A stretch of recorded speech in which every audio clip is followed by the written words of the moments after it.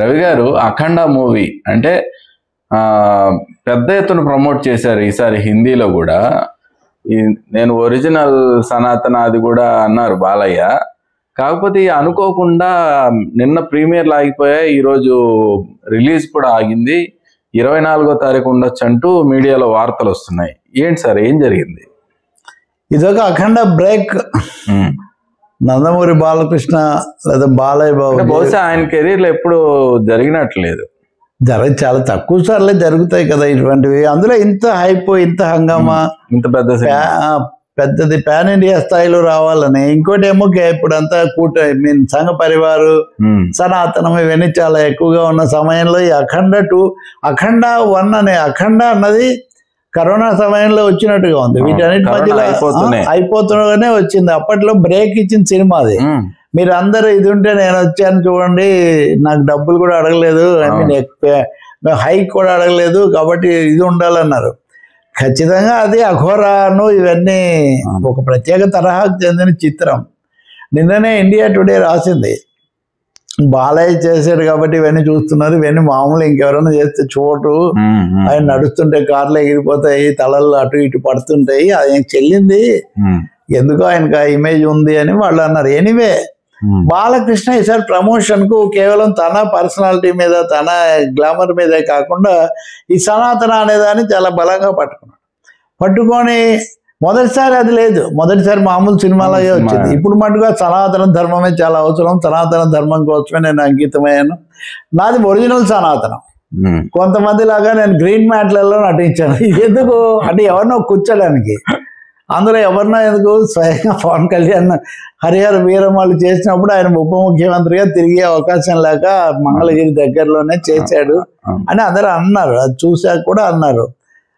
అంతకుముందు చిరంజీవి మీద కామెంట్స్ చేశారు, మళ్ళీ ఇవన్నీ కూడా ఏం చేశారు. అయినా బాలయ్యకి అది నడుస్తూ ఉంటుంది. ఆయన ఇతర రాష్ట్రాల్లో కూడా దీన్ని ప్రమోషన్ కోసం బాగా తిరిగాడు. సో ఒరిజినల్ డూప్లికేట్ అని ఇంత చెప్పి, ఇంత హైప్ చేసి రేట్లు పెంచుకోవడానికి కూడా విపరీతమైన అవకాశం ఇచ్చారు. మొన్న ఐబొమ్మ రవి అనేవాడిని మీరు అదంతా చేశారు, మీరు ఇలా రేట్లు పెడితే అట్లాంటి వాళ్ళు పుట్టుకొస్తారని కొంతమంది కామెంట్స్. నేనేం సమర్థించాను అనుకోండి వాళ్ళు చేసిందని.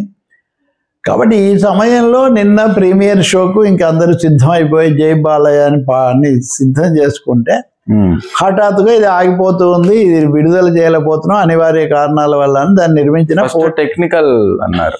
ఫస్ట్ సాంకేతికం అన్నారు, తర్వాత అనివార్య కారణాలు అన్నారు.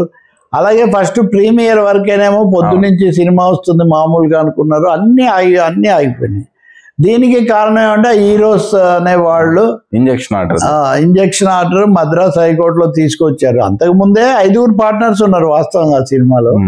2 పార్ట్నర్స్ గోపి ఆచంట, ఇంకా రామ్ ఆచంట, వాళ్ళ పేరుతో వచ్చిన ఇంకో 3 సంస్థలు ఉన్నాయి.